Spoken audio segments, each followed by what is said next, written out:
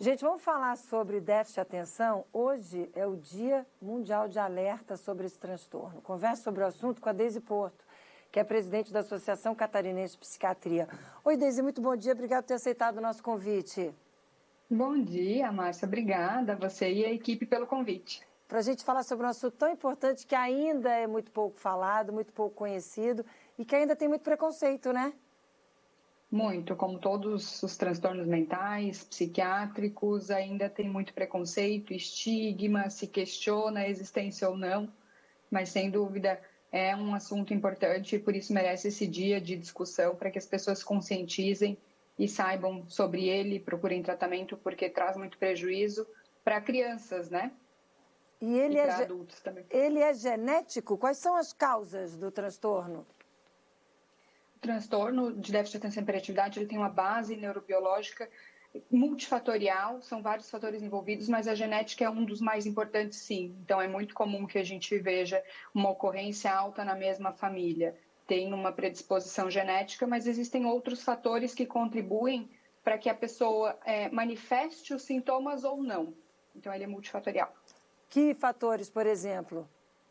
Fatores relacionados à gravidez, se tem exposição a algum tipo de sofrimento fetal, coisas que podem influenciar no jeito que o cérebro se desenvolve e predispõe a manifestar esse transtorno ou não. Nos transtornos mentais, em geral, é assim, tem uma base genética, mas não significa que ter um pai ou uma mãe com a genética desse transtorno, a pessoa vai manifestá-lo. Aí depende de outros fatores para que se abra o quadro, digamos assim, e manifeste o transtorno ou não. Agora, como é que a gente faz o diagnóstico? Porque não é fácil, né?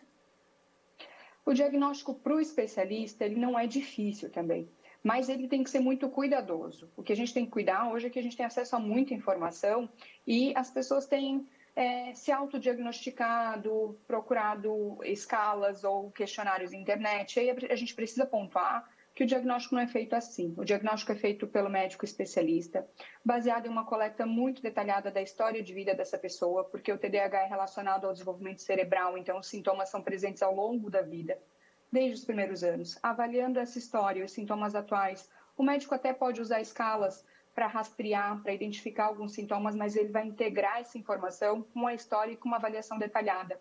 Então, a gente tem que cuidar com isso, com o autodiagnóstico, com a busca de informação. A informação é importante, a gente está aqui para conscientização também, mas o diagnóstico tem que ser feito por um médico especialista baseado numa boa coleta de história, porque não existe escala, não existe exame, não existe nada específico que possa diagnosticar sem a integração dessa informação com a avaliação médica. E tem alguma característica que você poderia dizer, olha, essa é uma característica que pode ser um sinal de alerta? Dá para dizer isso? Sim, existe um grupo de sintomas. O TDAH ele cursa, então, com sintomas de desatenção, hiperatividade e impulsividade. Desatenção é erros por falta de atenção, e na criança vai se manifestar por falhas, por erros na escola, dificuldade de aprendizado. No adulto, muita desatenção que prejudica o convívio familiar e social, aquela pessoa desligada no mundo da lua. A hiperatividade é uma inquietação na criança, a criança que sobe o tempo todo, fica com dificuldade de parar sentada na sala, a professora está falando, mas ela vai no lixeiro, ela conversa com o amigo, ela está pulando. Em casa, isso prejudica a convivência familiar. No adulto, é mais uma inquietação física, às vezes uma impulsividade no falar, é aquela pessoa que fala um pouco sem pensar, interrompe, pode trazer um prejuízo familiar no convívio social e no trabalho e no ambiente acadêmico. Então, são muitos sinais, mas esses acredito que sejam assim, os principais para as pessoas se alertarem se é uma desatenção normal, que todo mundo pode ter, ou se é algo que está trazendo prejuízo e merece uma avaliação. É importantíssimo tudo isso que você falou. Com certeza já tem gente em casa agora pensando, caramba, será que é isso? Será que é isso que ele tem? Será que é isso que eu tenho? Não, é importante a gente chamar atenção para esses sinais, né? Porque tem tratamento, né? Tem tratamento, o tratamento é muito efetivo, baseado em psicoterapia. No caso de crianças também é muito importante a orientação dos pais e principalmente o maior efeito, apesar do grande preconceito que se tem, é com medicação. E é uma medicação que é segura e é usada em crianças a partir de 7 anos e melhora bastante os sintomas.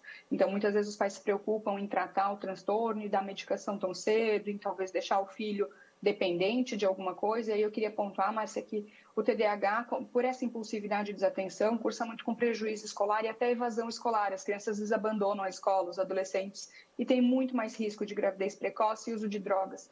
Então, não tratar por medo de usar uma medicação quando é prescrita pelo especialista com muito cuidado, por medo de uma dependência, não é uma coisa que deve ser real. Os pais precisam dessa outra informação. O uso de drogas, a impulsividade pode trazer outros problemas e o tratamento previne tudo isso e garante, né? Claro, vai melhorar, vai aumentar as chances que essa pessoa tenha uma vida social mais produtiva. Ô, Deise, o Venvanse é um remédio que é muito usado, né, para o déficit de atenção? Esse é um deles. Os psicoestimulantes são as medicações utilizadas e no Brasil disponível a gente tem o metilfenidato e a lisdexanfetamina, que seria o nome comercial Venvanse. E é um remédio que está sumido das prateleiras, porque infelizmente tem um mercado ilegal, né? Eu estava lendo uma reportagem que foi feita ontem por um jornalista que é muito atuante aí no cenário nacional e ele estava trazendo esse alerta de que essa medicação está sendo usada de uma forma equivocada por pessoas que querem estimular o raciocínio e isso aí sim é preocupante, né?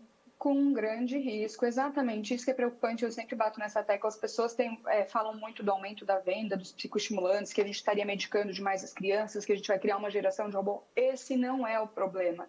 A maior parte das crianças com TDAH ainda nem tem acesso ao tratamento correto, a medicação não é disponibilizada no SUS, que deveria ser. O grande problema é esse, o grande problema é o autodiagnóstico e a automedicação para outros fins, que acaba trazendo muitos riscos. As pessoas usam medicação sem saber, mas isso combinado com outras substâncias, uma pessoa que já tem um risco cardíaco ou um risco maior de outros transtornos, pode ser bem problemático e arriscado. Esse sim é um grande problema.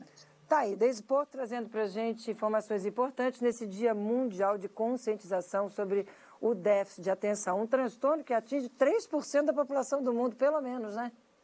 Pelo menos, cerca de 5% das crianças, metade pode melhorar os sintomas e não ter mais prejuízo pelo amadurecimento e pelo próprio amadurecimento cerebral, porque ele é relacionado ao amadurecimento cerebral, mas uma parte dos adultos ainda manifesta sintomas na vida adulta. Então, não importa a idade da pessoa, se ela está achando que pode ter TDAH, não ficar com a impressão que é algo que só vale a pena tratar na infância, que só a criança vai ter benefício, porque o diagnóstico e o tratamento pode trazer benefício em qualquer idade.